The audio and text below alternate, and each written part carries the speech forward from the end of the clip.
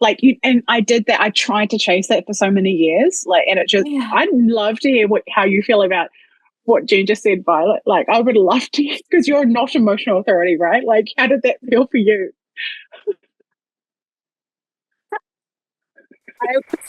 I was honestly just along for the ride.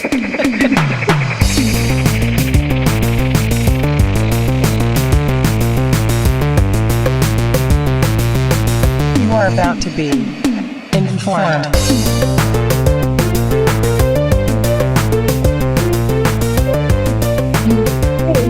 Hello and welcome to episode 12 of In.formed. Today we are joined by our very first ever esteemed guest. So we'll start with a little intro. So as always, I'm Karen Lies, 1-3 emotional manifestor.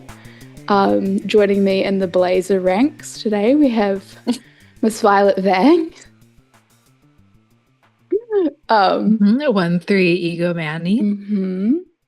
And then what people say, like when they can't come to board meetings, they say like apologies from Miss Piper Reynolds.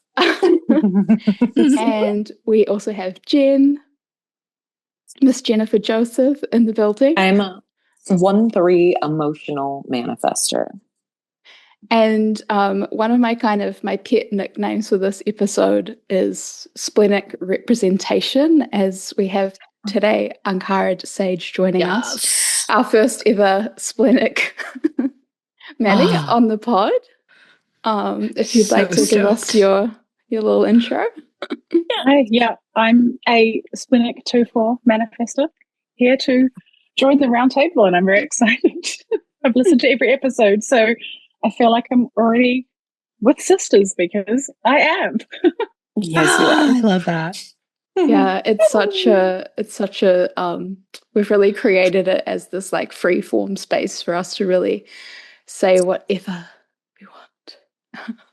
So literally, I've never once thought about something that I was going to say before I said it on this podcast. Never.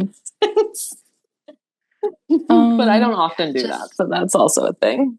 Yeah, just generally speaking as the moment arises. Yeah. And we speak over each other a lot, which is kind of characteristic. So feel free to unmute and pop off. It's wildly permissioned chaos, but it ends up being quite connective. There's connective tissue to everything that we bring forward in these spaces, you know? It may not make sense until like later in the show, but I think that's kind of the magic of us all getting together and just like freely expressing in my words, God is like working through us in that moment, like using the connectivity of us all being present together to say something that we couldn't say alone. And as manifestors, I think it's pretty goddamn important, the things that come out of our mouths. So that's why I'm so just like blessed for this space. Just a communal of manifestors voicing. It's so good. And I'm so glad to have you here with us, splenic baby. Okay, I don't know many splenic manifestors, like other than on paper, like some that I've done readings for. Wow. I feel like I have so many splenic manifestors in my world, so that's super interesting. The sample size that we have, you know. Yeah, well, the person who introduced me, or one of the people who introduced me to human design, was a splenic manifestor. So for me, it was like immediate mirroring, right, and immediately being understood. Yeah. Wait. So, do any of you have your spleen defined then? Just me. I do. Oh, you do as well. No, Jen, I do. Yeah. Okay. Yeah. Sometimes I'm like, I do. Last episode we were talking about profile envy, and sometimes I get splenic authority. I do. I almost get ego authority envy as well, because I'm just like, what is it like to have clarity? Truth is a moving object. That part. But I feel like I can like hear my spleen or like feel it. It's like, it can be good for those kind of like restaurant-based decision making. Like if you're at a table with a bunch of people and the waiter's like, okay, what do you want? Sometimes I'll like lean in on the spleen and just be like, yes, no. But what is that like, having that as your sort of primary decision making? Like, not much planning. Like ever. I think I also have an undefined hidden ajna. So when I plan a lot, like, and then my mind motivation is innocence. So like there's a lot of going with it and then a two line figuring it out later, you know, like I just have the answer now. Like when I'm thinking about dinner at a restaurant, I will read it all, but my mind is, you know how you like have to read a page over and over again and you don't even know what you just read? That's what I do with the menu. And then the waiter's like me, and then will come to me and I'm like, oh, it's the chicken. And I hadn't even thought of it. I cannot get the answer until it's like the very last second. That's right. It's time. And because I overthink it, like I've just learned now that I'm meant to not overthink it, and the joy in that of like not having it all figured out yet or ever. Violet is also an open head, open ajna, whereas Jen and I, we're both defined. And we recently when we were in person, we were like the defined head to defined head superhighway of information is like so fun, and also respecting the open heads among us.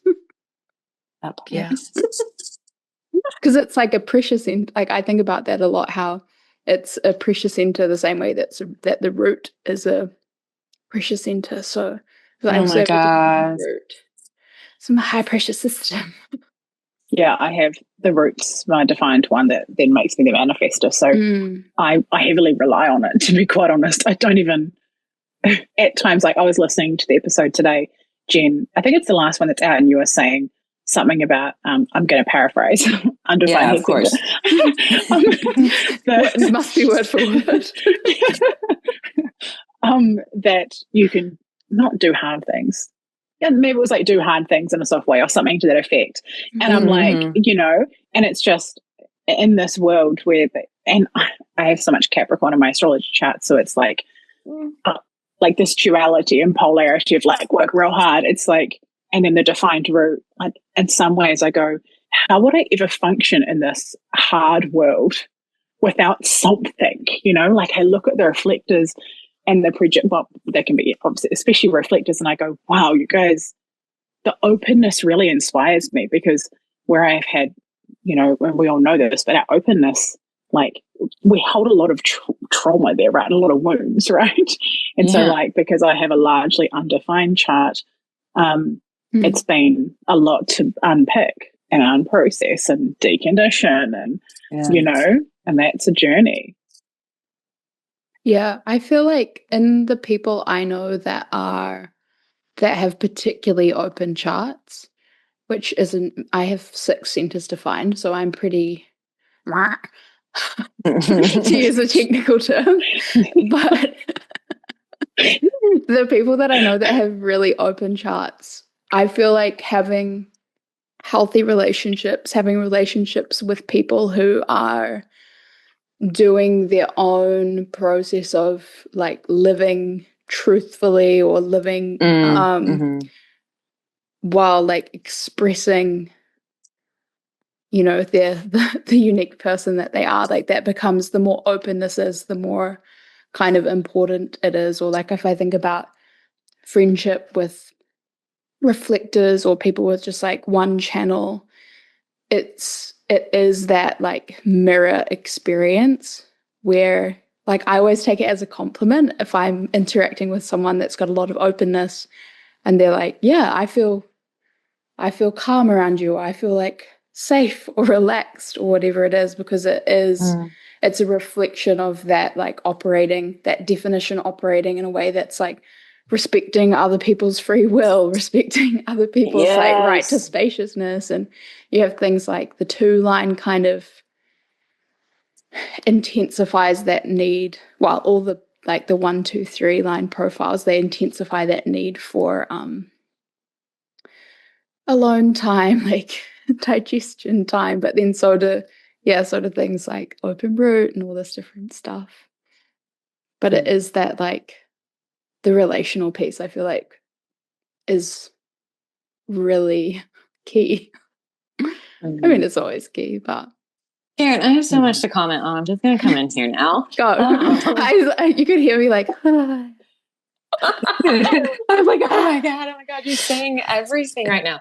First of all, I loved how you pointed out that like, that like the measure of, like, or the quality of someone's like defined centers is like, you're able to see it when people with a lot of openness are reflecting back to you. Hey, I can feel safe with you.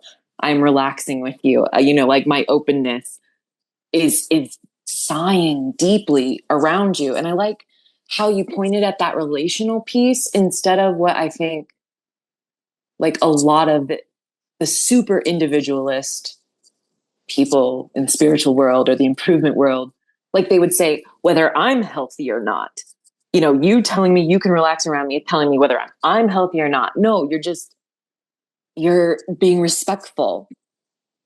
You know yourself deeply enough and you are intimate enough with your own uniqueness that you respect the uniqueness of others. And therefore you don't hold rigid social expectations. You are open to being in the moment and allowing someone to share with you what their needs are in this now moment, this fresh space.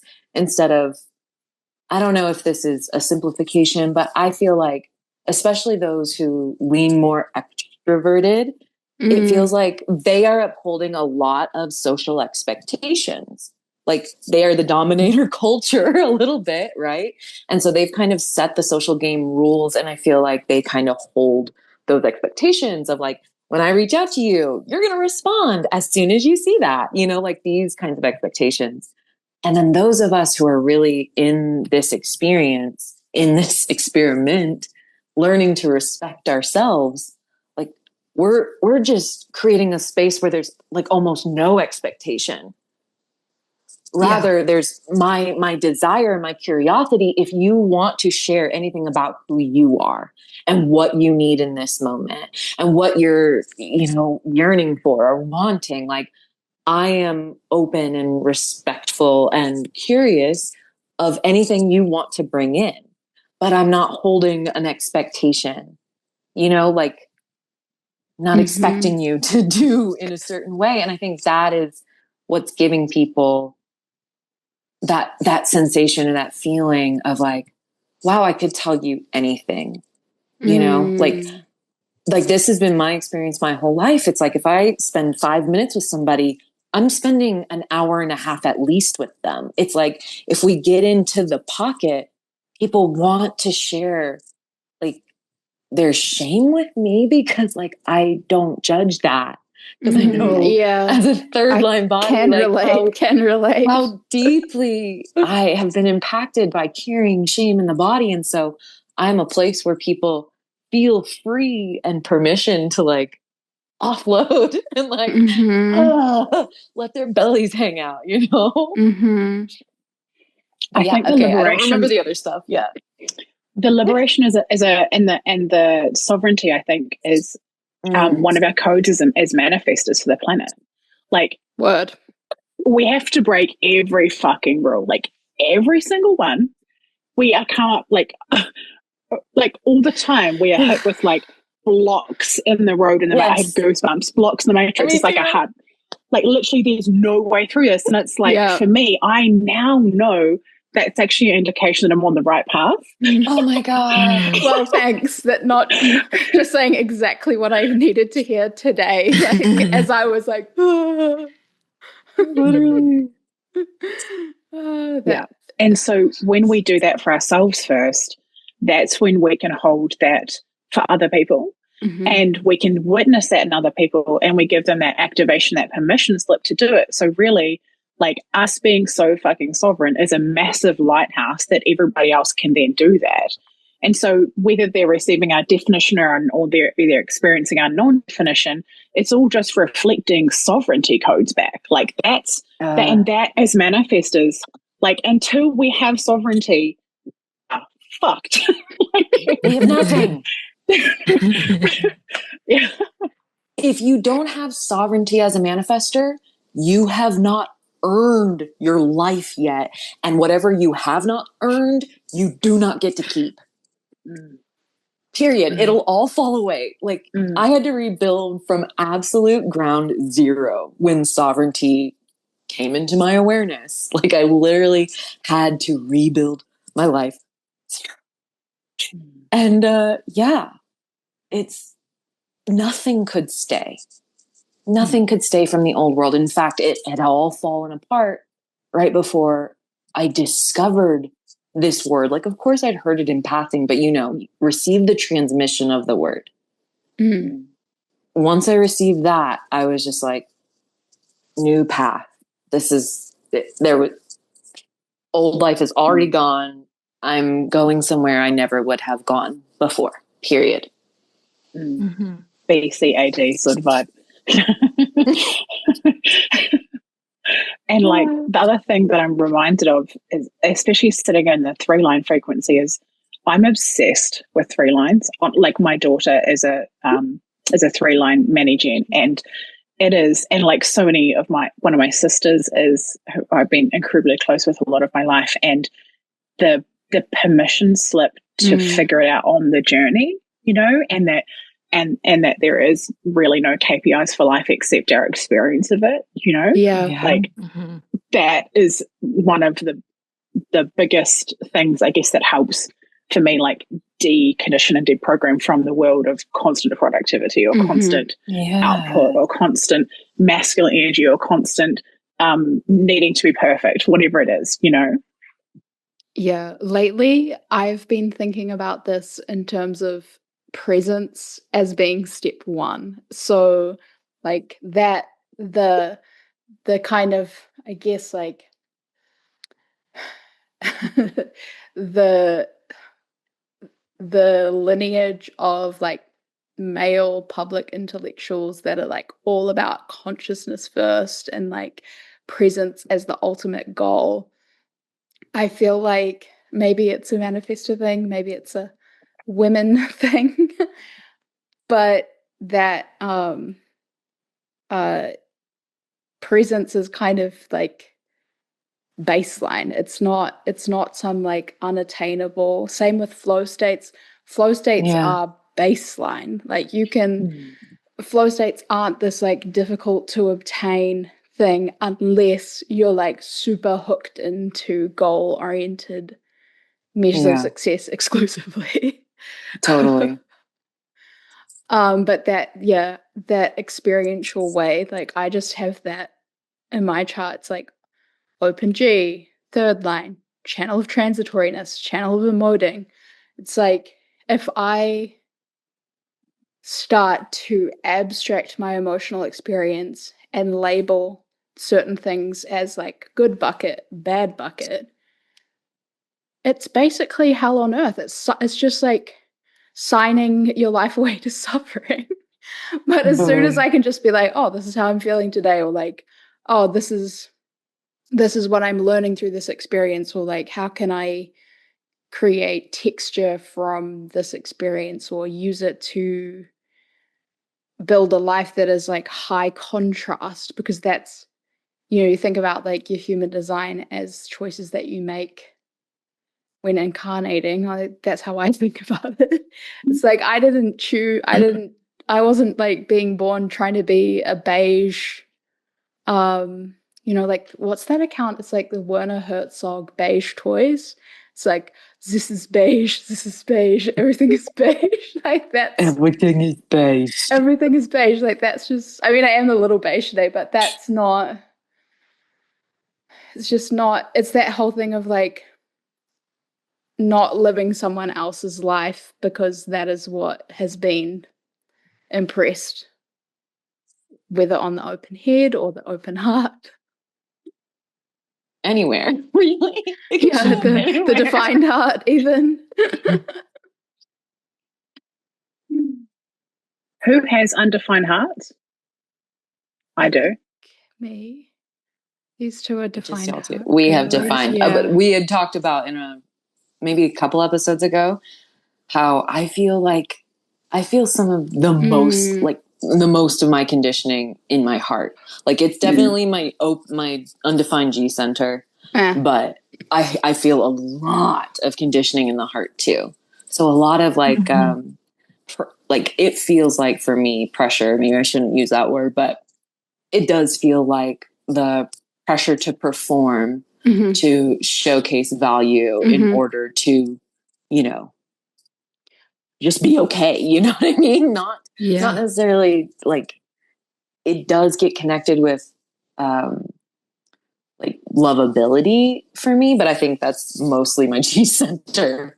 That one's got questions about whether I'm lovable or not. But like my heart is always just like, you have to prove yourself. You have to show your worth. You have to show your value. That's also cultural though. And we brought that up too, like in how it could also be karmic. And that also feels very resonant for me also. So yeah, it's interesting to notice where your loudest not self voices are. For me, like I have an undefined root, so it shows up there. Undefined G center, it shows up there, but I notice it a lot in my heart too. The heart's been one for me that, so I've got it undefined, in fact, completely open, and it's probably been definitely the most difficult to like deal with through every season of life, nearly. But also, it's one of the ones that have almost stayed hidden for a really long time, probably because of the cultural stuff and then the Capricorn stuff, like just different elements of my being like, oh well, I could just leave that for a while and it'll be fine. I'll just utilize the shadows, and that's also okay, right? To utilize the shadows to whatever for a season of life, but it's one that I feel like there's just so much to unpick in there, and I also am at a stage now where I'm like, what if it's something that can never really be fixed? Like what if it's something that can never really be perfect? What if it's one of those projects where like my mum's into sewing and she's knitting, and she's knitting. She's knitted a baby blanket for each of her children, and some of us have children and some of us don't yet. And she's just doing one of them at the moment. And, she's ended up with a giant mistake right in the middle, and she'd have to undo the whole fucking thing, like hours, tens and tens, hundreds of hours to fix this thing. And she's like, although it's going to drive me bonkers, I'm actually just going to let it be part of the tapestry. And that's how I see some of the heart now. I'm like, what if it's just meant to be part of the tapestry, Yeah. What if perfection doesn't actually exist? Because it doesn't. I feel like I have Stephen Forrest, the astrologer, in my ear saying like, and that is the sign of an evolved Capricorn. Okay. I think it's one of the most common misconceptions that evolved means like the best and the goodest and the highest vibration of all. But what if like real awakening or enlightenment is literally just being exactly as you are with no force, no holding back. Like there's nothing in the way of your isness. And in the human state, there would be flaws in the isness, wouldn't there? So I don't buy this. I've literally met spiritual teachers who are like, I don't have an ego, like literally believing that. I'm like, Good one, bro. You're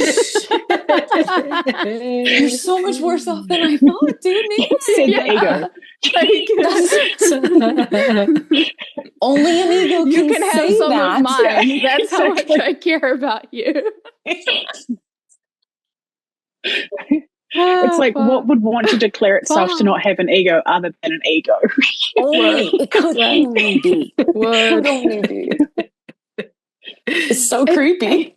This is like really grotesque, but this is just what's happening. It's like, it reminds me of like in Rome before they got plumbing.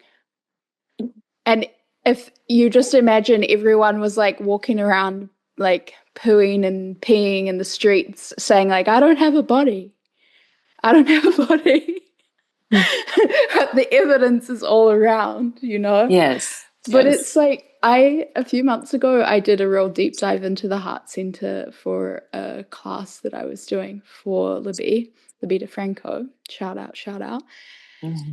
And it really like struck me that the themes of those gates are about materiality and wealth and expression through materiality. And I think that's kind of in the same tone that people say like, oh, try to transcend or destroy your ego or whatever it may be. There's like a similar line of rhetoric with some of the kind of like sustainability efforts where it's like you need to bring your material needs down to the absolute minimum and minimize waste and all that kind of thing. And there is still something about that that's really misguided, because it's just like the pooing and the peeing in Rome in ancient times. Like, it's so, I don't have needs. I don't have needs. Yeah, there's aspects beyond to our existence that we can't deny. that keeps me alive. Yeah. And listen, y'all, I did that for like 8 years. I lived that way. It was the most miserable I'd ever been. Mm-hmm. It also overlapped the time that I was like hardcore vegan, if that says anything. You know, this like, we're going to do, like the ego that says, we're going to do no harm and we're going to not be a dick to the planet, you know, like, I think so much of it comes from that place and like a rebellion rather than, wow, some people are making a really short-sighted and selfish choice about what to do with the planet's resources. I am going to choose to be very resourceful and make sustainable decisions and choices and selections. I'm going to select the very best quality because I want to keep it forever.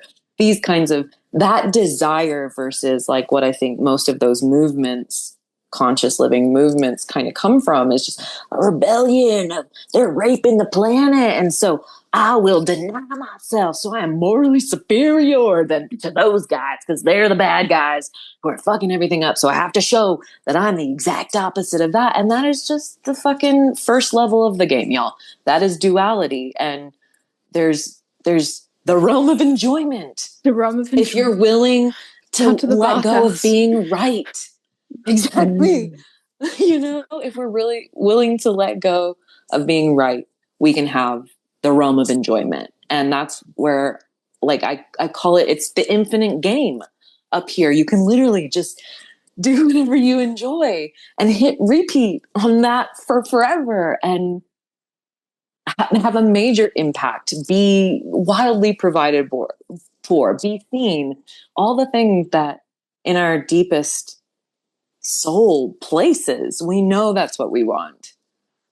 And it only truly comes with, I don't want to say ease, it's so overused, but in a gentle way, is if you pursue enjoyment. If you're trying to get out of being like them or trying to get out of being like who you are right now, that's escapism and that's not enjoyment. So you're going to keep looping and it's going to work for a little while. And then your paradigm will shatter. That world will shatter to some extent. And then you'll be fucking lost. And then you got to find the next thing that you got to be the opposite of. And that's just a game that is not sustainable. You just keep looping it. You have to just keep replaying the same thing over and over. That is samsara. But like there are people, imperfect human beings, flawed human beings who are not living in samsara while on planet Earth because they're not looping unconsciously the same things that get them results that they don't desire. Oh man. The definition of insanity, right? Doing the same thing over and over again, expecting a different result. And the thing for me that stopped, one of the major things that stopped like the loop around and around was actually like the thing that stopped in its tracks was actually understanding judgment, like self-judgment and other judgment in general. I started reading, is it The Judgment Detox by Gabby Bernstein years and years ago? I read like the first couple of chapters and then shat myself because it was way too much, way too confronting. But like just those first couple of chapters was enough for me. That's all I ever needed. It like completely, it just stopped in its tracks. And I was able to then like audit and see how all of these things continue to loop around one another. The things that I don't actually want, it was all centered around self-judgment and judgment in general. And like things needing something to be right or wrong, binary yes or no, you know, that paradigm. Mm-hmm.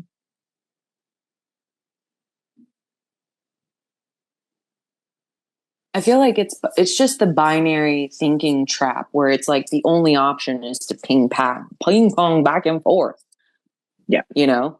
And since none of us are actually linear creatures, we experience it as just like, let's go around, let's go around, let's go around.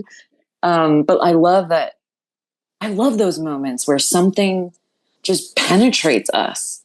And it's like, once you see it, you can't unsee it.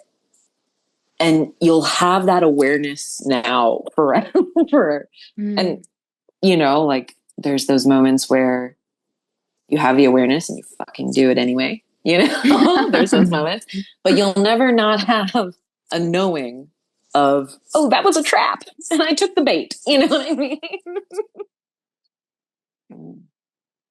And the judgment, that's the other thing, which you touched on earlier, because when the self-judgment creates shame and shame creates the whole loop again, right?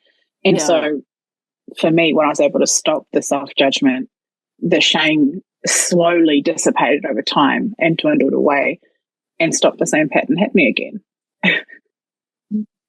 The theme judgment has been up for me lately because I have the channel of judgment. And when you read about the channel of judgment in human design, one of the first things it says is like, do not turn this in on yourself. Like, this judgment is not for like pulling apart and critiquing everything that you do as an individual. It's like, it's relevant to the Rome example. It's for looking out into the world and seeing like, oh, here's how these systems are not working for us collectively. Here's how we can tinker with them, reimagine them, play with them, change them, use different language, like whatever it is. Like, it's not something to be turned in on itself. It's something to be like, it's almost closer to discernment rather than judgment. Say that. I feel like discernment, like they have the exact same function, but like what most of us do when it comes to judgment, either external or internal, is we're adding a story. We're making value judgments about the thing we just discerned. Like I experience a lot of discernment with my spleen in particular. Like that's healthy for me. That's not healthy for me. But where I go off, like where I lose the plot is where I start telling stories about that thing that's not healthy for me, or telling stories about you for participating in that thing that is not healthy for me. Like that's where, you know, you're just, I love how you linked that to shame, because I think that's something that a lot of people miss, is that like shame essentially is like a fear that you are unlovable, unworthy of love and belonging. That's like Brene Brown's definition of it, right? Unworthy of love and belonging. And the only difference between people who feel that and people who don't is the other people believe they're worthy of love and belonging. So nothing's actually changing here, but shame is like this inverted fear of, because of this about me, I am unworthy of love and belonging. And so when we are judging other people, what I find is that it's usually a projection of how deeply we are judging ourselves. And the fear of people finding out, like this creates this whole function where we start pointing outwards. Hey, look at them. Hey, look at them. Because I'm carrying so much shame and fear that I will be found out. So let me let me scapegoat to this other person, when really we're just telling on ourselves. We are telling on ourselves what our inner world is like. Yeah, I feel like a lot changed for me when I realized how much we all tell on ourselves all the time. And it's like, oh, no, I'm doing a really good job of pretending to be someone that I'm not. And no one can tell that I'm just a little expressive freak. Like, no one can tell that I'm just a little woo, you know, like whatever it is. Like, everyone can see through any kind of facade. Like, it's a really it's a really helpful thing to know that like we're way more transparent than what we think. Mm. When you're talking about the projection thing and the judgment, like I'm so thankful that I lived the contrast of not understanding that, because then when I did understand it, it changed my parenting. Like, so my kids are now, honestly, my dream was for you guys to talk about parenting, so I'm just going to be quiet. Changed forever, because you've got a young, like a year-ish old. Is that right? She just turned 2. Okay. Wow. Okay. Yay. Exciting. Wow. So my kids are, wait, how old are they? 11 and 9. There we go. 11 and 9. And they're both emotional authorities. One's a generator, one's a mani-gen. And we speak so my husband and I were both raised in big families with nearly all of them emotional authorities, and we are not emotional authorities. And so then we're raising 2 emotional authority children, and it's just the plan of all the karmic plan of it all is just, it boggles us all the time. But one of the things we've talked about a lot is like, so one of the things that I heard my guides, which is really just myself, but whatever, say to me years ago is that the shame you hold was never yours to begin with. Someone else projected it onto you. And I was like, holy shit, that makes sense. Because I never identified with any of the shame. I could always pinpoint where it came from. The person it came from, in fact, like where it originated from, and I just held on to it my whole entire life. And so like with the kids and with parenting, we have a lot of conversations around understanding the complexities of our emotions and of our expression and of our definition, our non-definition, basically. And we speak quite like, there's times where because they're older now, and we've been discussing this the whole way along, right? Their whole lives have been these kind of conversations. And so, you know, when they got to about probably 6 or 7 years old, I remember sitting down with one of them and saying, you know, why did you want to lash out at your sibling? And I was like, is it because you had so much bubbling up within you that you couldn't hold it all and you wanted to get rid of some of it? And they were like, yeah. And I was like, well, that's a projection. That's so much energy that probably wasn't even yours to begin with, because that other child pissed you off and did something you didn't like. And it's just a ping pong continually until someone goes too far and then an adult steps in or someone gets really hurt, you know. And so it's been around managing our interactions and understanding like how to process energy and information in a way that is safe for everybody, but also is still expressive. It still honors us and honors them, you know. And it's super powerful, honestly, to like have those kinds of conversations. And we homeschool, and so that we get a lot of time to do this, like a lot of time. It's amazing. Yeah. That is so beautiful, really, just to receive someone else who's been in the parenting game for that length of time and to like have been carrying these codes and this awareness for that whole time too. It just, like, those are the kinds of conversations my whole soul has known are going to be normal in this next generation. Like, this is just going to be, people will know how to speak about themselves or to inform other people of what they're experiencing in a way that is respectful. And it's because of moms like us doing this work, you know? Like, I understand that there's a whole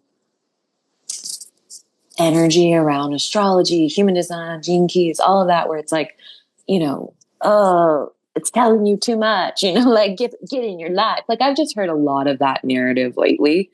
And I understand that because some people use the system as a limitation, like because they were looking for a limitation anyway. That's not the system's fault, But I just really feel like, I mean, what Ross said was fucking true. Human design is for children, and mothers are going to be the instruments of getting human design embodied in the next generation of children. You're going to know who you are. You're going to know how you operate, and you're going to know how to communicate with the other, what it is like to be you. To me, this is the reason why human design held my heart so deeply when I first was diving deep, was this mind-centered communication. We're here to like be sovereign in our position, like who we are uniquely, and like commune with the other, share with the other what it's like to be us. What is our experience of this thing? What is our experience of this moment? And we get to connect and resonate based on simply that. No longer, I don't know, the games people play, you know what I mean? The social games people play are no longer going to be necessary because there's going to be a level of transparency that just wasn't, there was no infrastructure for it before. And I believe that moms with an embodied experience of their design and an embodied understanding of their children's design, we are building the infrastructure for that world. I believe that with my whole heart, for us to go beyond how we communicate now, which is, again, a lot of like, well, I'm saying this, but underneath I'm feeling this. Yeah. You know what I mean? There's a lot of that. The and we're going to actually piece. be clear. Yes. And the tools to understand, like, we talk about this. Joel said something, so my kids, Joel and Clara, he's the eldest, and he said to Clara, I can tell you don't have integrity with what you're saying. And Clara was like, actually, I don't. But like, yeah, he has an undefined throat and he just saw state through the bullshit. But she didn't know. Jordan, like it just, she didn't know. Yeah. And she received it and went, actually, no, I don't actually want to do that. Because like there's a lot of, our kids play so amazingly well together, and it's because of this communication. But they were talking about their Lego and their Ninjago and a trade they were going to do. And he's like, I can tell this is not your yes. That's what he was saying. Like, because she had said yes, but he could tell from, you can just tell from someone's energy when you know someone, when they're saying yes, but they actually want to say no. You just know, You do. And that's the tool. It's like a well-resourced human who understands that, yes, human design, astrology, conscious parenting, all this kind of shit. Yes, it's a label. Fuck yeah, that can be limiting as fuck. And so binary within it. Yeah, sure, it's a whole system, but also like it's quite binary. It still is like, are you aligned or are you not? Did your signal say yes or did you not? That's like, true. was that? That's so true. Did you just follow your undefined spleen? Yeah. Did you wait for your clarity on your way? Like, there's so many fucking rules, right? Yeah. I keep asking though, what is alignment? What is clarity? Yeah. And also, there is understanding these. They feel like a tool, right? If you're a builder, you have, I don't know, that's a mechanic, spanners and shit, whatever. There we go. You've got the tools, but when you are a well-resourced person, you feel that sovereignty because you understand yourself, you understand the other, and you also then you mix in grace into the pie, into the cake. You mix in because you're sovereign yourself. And to become sovereign, you have to give yourself so much grace, because the opposite of shame is grace. Word.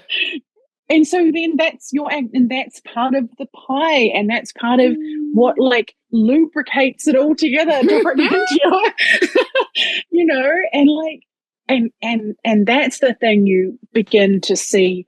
I use the word precipitate synonymously with manifest. Like, you see it precipitate in relationships and in your kids, and it's stunning. Like, you look at it and go, today was a shitstorm, and it was a stunning shitstorm.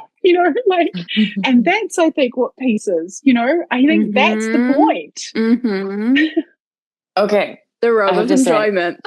This. Kieran, when you said, what is alignment? What is clarity? I think it's the space where respect for all and creativity is available. Which, like, is presence. Exactly. That's why you were like, presence as the first step. That is.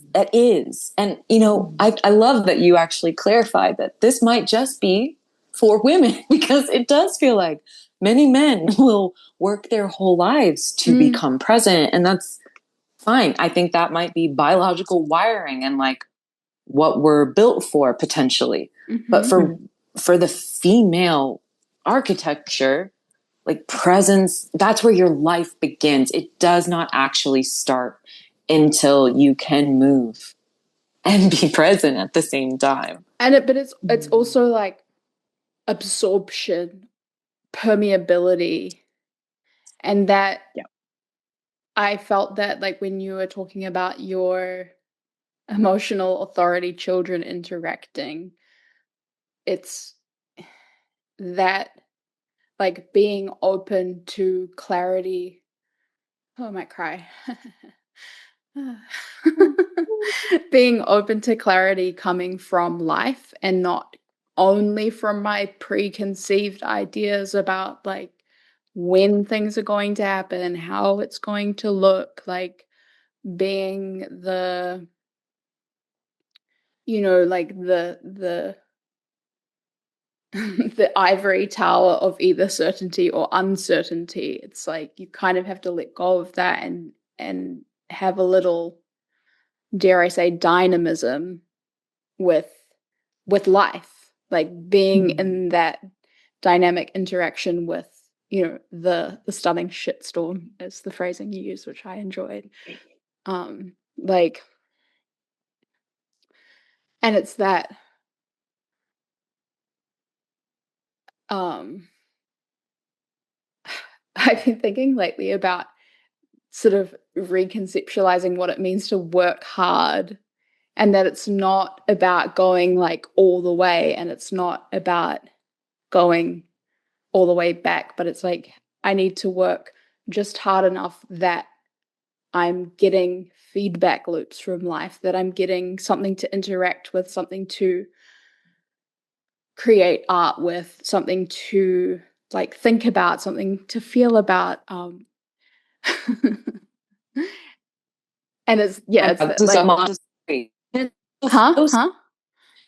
They need to be Montessori and flow state. Like, guy, I forget, he's got a big Russian name, but in both Montessori and flow state, the science of flow state, I'll say, is Mahai. Yeah, there it is. The most fulfillment and the most space for learning is happening on a child's or person's growth edge without being so challenging that they become discouraged. So it's difficult enough that you're gonna feel feelings about it, but it's still intriguing enough and novel enough that you're still, the orientation is yes, more, and a lean in and a desire to become intimate with that thing, to know it more deeply or more clearly, or yourself, like that kind of edge. And this is why my work is so much about emotional hotness and, like, fuck emotional intelligence, because I think that, first of all, I think sociopaths and psychopaths can be emotionally intelligent. And I also feel that the majority of people who are working on their emotional intelligence are trying to make their life dead. They are trying to be in neutral, nothing, no pussy, no dick energy always, because there's no threats. There's no conflicts. There's no realness. We don't have to be threatened and confronted by each other. We can just calmly regulate, But that freaks me speed. out. That is like, Dude, of course it is, because it's dead. It's dead ass. It's not aliveness. And so it's, for me, freak me being out for a emotionally second. hot is about surfing the ups and downs of the emotional wave, which is funny because that mirrors how all of our life experience is. The emotional wave is life. It is the mirror of how life works. It's up and it's down. That's when you're looking at a heart monitor. This means motherfucker's alive. Means dead. But so many people think they're reaching for deadness, but they don't realize that. They call it peace, or they call it, safety or whatever. But what we want is not the ability to granularly describe and name and own our emotions and be regulated and take our little time to process and then categorize and come back to our partner and lay it all out as a briefing, and discuss and, whatever. I think what we want to be able to do is go up and down on the wave, on the ride, and be like, and even when you get like boom under tow, like you get taken down, the wave knocks you so deep under, and you hit your head and all that stuff, you still get out and go like, oh, that was a crazy ride. I need a nap, and then I'll be back out next time the waves are sick. You know what I mean? That kind of shit-eating skill. Grin. Yes, enjoyment. Like, I think this is this thing just recently clicked in for me about why existential kink was so powerful for me too, which was just like, dude, the reason why existential kink is the fast and tricksy feminine way to enlightenment is because if you go ahead and play out the truth that you're enjoying everything that happens, that is the frequency of being able to enjoy everything that happens. So if you can do it in those don't like situations, you just like short circuited to the God frequency, to the realm of enjoyment. So like, this is not about nothing bad ever happening and no challenges and no struggle and never stubbing your toe. Life is not about that. It's about being able to stub your toe and a fly go into your eye and you be able to still say, I'm having a good day, and not be like, why does this shit always happen to me? Like that. It's like that simple.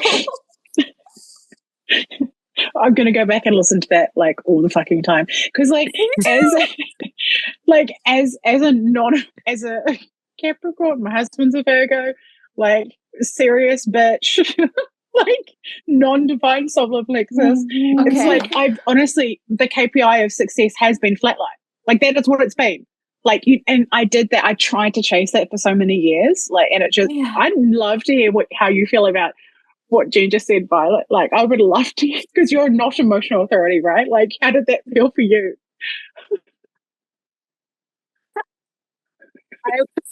I was honestly just along for the ride. But that's it, right?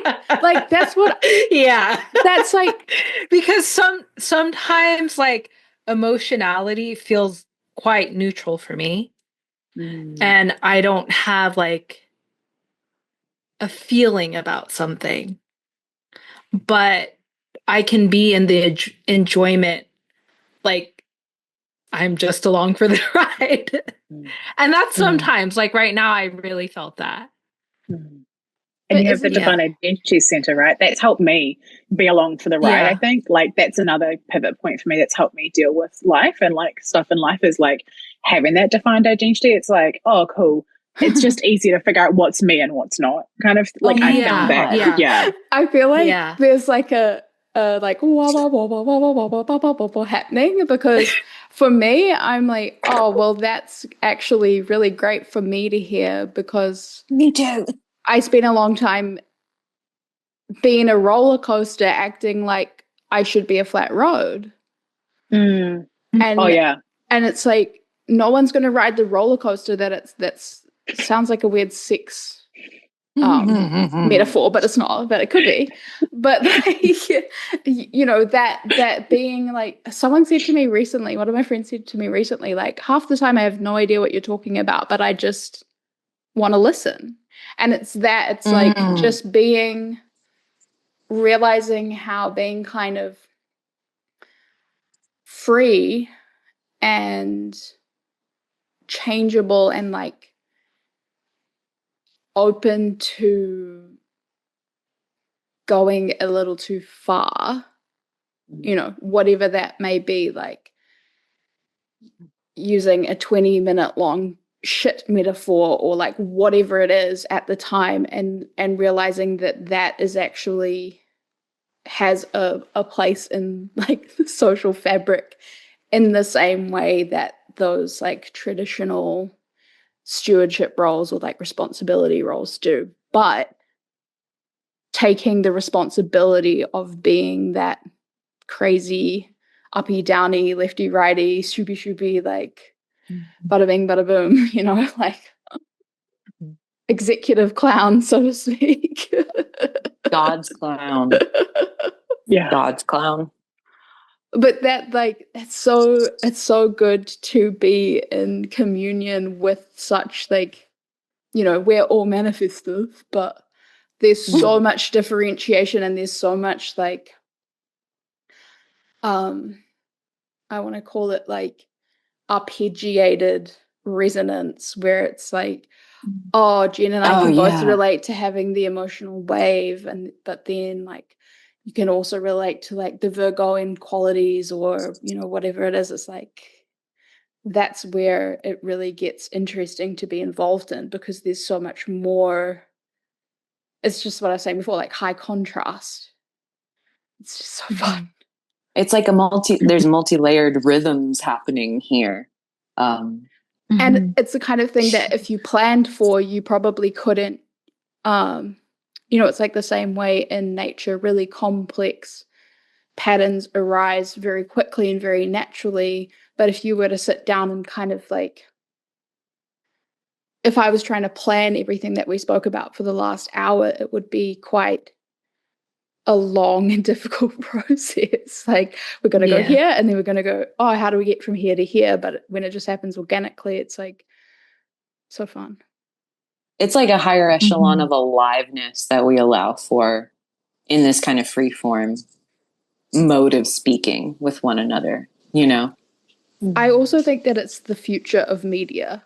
It is. Because like anyone can tell you anything about anything. Anyone can, like, even in the past 3 years, people's ability to access like scientific papers has just gone way up. Yeah. But it's also a lot more difficult to verify any kind of information. So that means that the value of it has gone down. Like you said, the age of facts is over. The age of facts is over. It's like, and also, I've seen a lot of stuff lately about like recession indicators and like, what do people do when things get bad? Like, they want to be entertained. Yeah. Yeah. Yeah, period. So I think the other reason why the media is changing to be this kind of organic stuff is because like everyone, especially it's probably like a reflection of my niche and stuff and the people I've talked to a lot over the past 5-10 years, is like find a niche and like script out your shit and like, you got to have a hook and you got to have like all this kind of stuff. And there's so many fucking rules. And I'm like, I'm sorry, bitch, I ain't subscribing to any of that, like ever. And I don't give a flying fuck if that changes my results. Like there is no if, buts, and whens.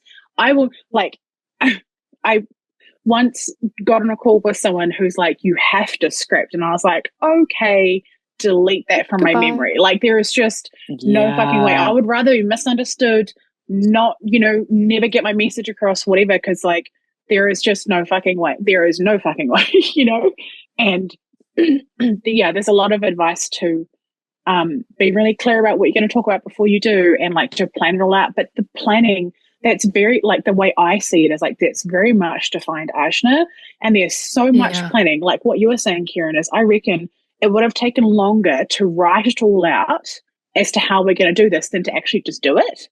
And also, and that is a peek behind the veil. You touched on everything that I had written down without me saying that to any of you. Like there is already correspondence.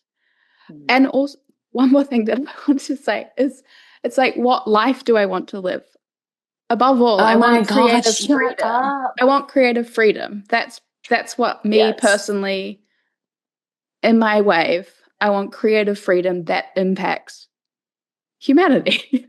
It's not too much to ask, but I'm not going to get that. It's like, you can't reverse engineer that. I can't go, oh, I need to like plan out this meticulous thing so that I can reach X amount of people, or, you know, get this specific position in this specific location, and then I can start doing what I want. I'll be dead.